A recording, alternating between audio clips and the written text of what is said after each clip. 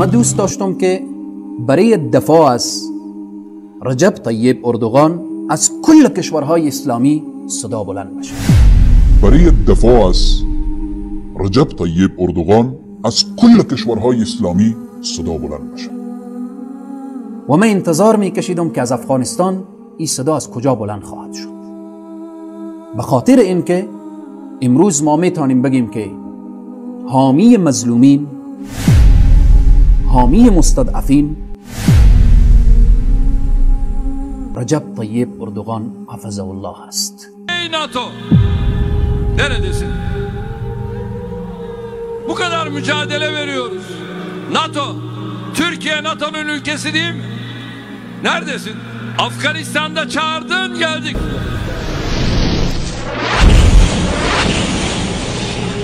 حامی مظلومین، حامی مستضعفین رجب طیب اردوغان حفظه الله است. ما وقتی که این صدا و این ندا بلند شد، ما آنقدر خوشحالی کردم که واقعا ملت افغانستان ملت آگاه، ملت هوشیار و ملتی هستند که میدانن که در دنیا چه تحولاتی میگذره و این که این افتخار از نصیب جناب جنرال عبدالرشید دوستم شد. میخوام که تشکری خاص داشته باشم از جنرال صاحب عبدالرشید دوستم.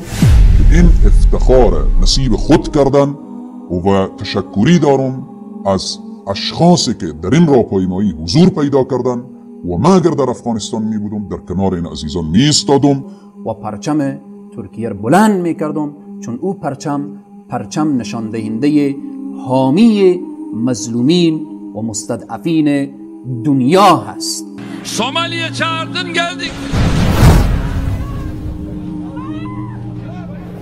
رجب طیب اردوغان حامی کیست؟ حامی مظلومین، مستضعفین، بینوایان دنیا. Balkanlara çağırdın, geldik. Şimdi de ben çağırıyorum. Hadi bakalım Suriye'ye gel. Niye gelmiyorsun? 911 kilometre sınırları olan Türkiye şu anda tehdit altında, niye gelmiyorsun? Neden? Sadece kuru kelamlar bizi doyurmuyor. همسر رجب طیب اردوغان را ببینید که در برما و میانمار گریه میکنه به خاطر مظلومین و مستضعفین میانمار و مسلمان هایی که به آتش سوختانده میشن، مسلمان هایی که تکه تکه میشن. Türkiye halihazırda NATO misyon ve harekatlarına en fazla katkı yapan ilk 5 ülkeden biridir. در دنیا فرق بین رجب طیب اردوغان تا خیلی از زعمای کشورها زمین تا به آسمان هست.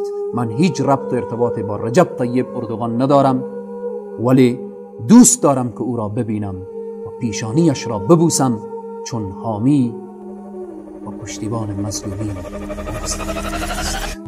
Ülkemiz DAEŞ'la göğüs göğüse mücadele eden ترکیه و ایالات متحده با قرار گرفتن کنار یکدیگر به ریشه‌کنی داعش با هدف برقراری ثبات و صلح در سوریه یک بار برای همیشه ادامه می‌دهند و به همین دلیل همکاریمان باید ادامه یابد. ترکیه همکنون و همواره یکی از قابل اتکاترین شرکای آمریکا در منطقه برای محقق کردن این هدف بوده است و باید همین گونه باقی بماند.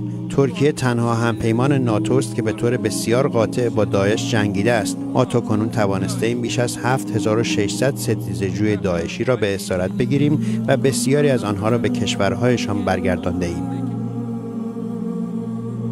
پس این را به الفاظ صریح که بیان کنیم این است که کسی که با کفار همپیمان میشه، کسی که با کفار همکاری میکنه، کسی که در پای کفار ایستاده میشه، ولو که معتقد به این باشه که اسلام دین حق است، ولو که معتقد به این باشه که یهود و نصارا باطل است، ولو که به اعتقاد باشه کسایی که با ما و اونا میجنگن مجاهدین اینا مردم صادق هستن، اینا شهدا هستن، کشتایی که اینا میشن، ولو که به همین معتقد باشه، خب به خاطر درهم و دینار، به خاطر یورو و دلار در صف قرار گرفت. اینو متوجه باشین که اسلام بریده است، به خاطر این تکییف شرعی است.